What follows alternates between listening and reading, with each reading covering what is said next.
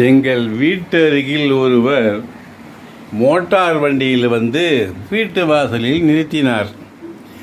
பக்கத்து வீட்டு பெண், அடுத்த வீட்டு பெண்கள் ஓடி வந்து, என்னங்க வெறுமனை வந்துக்கிறீங்க துணி இல்லாமல் அப்படின்னு அவரை விசாரிச்சாங்க. அவர் இல்லையேங்க, நான் போட்டு இருக்கிறேன்னு, பேண்ட்டு போட்டிருக்கேன், ஷர்ட்டு போட்டிருக்கேன் அப்படின்னு அவர் சொன்னார். ஐயா, அதை சொல்லலை நாங்கள். நீங்கள் நைட்டி, தலைக்காணி ஒரு அதெல்லாம் கொண்டு வருவீங்களே, அந்த துணி இல்லாமல் வந்துக்கிறீங்களேன்னு கேட்டேன். வாங்கிறதுக்கு முடியாமல் போச்சேன்னு நீங்கள் வந்து தப்பாக நினச்சிக்கினீங்களேன்னு கேட்டாங்க.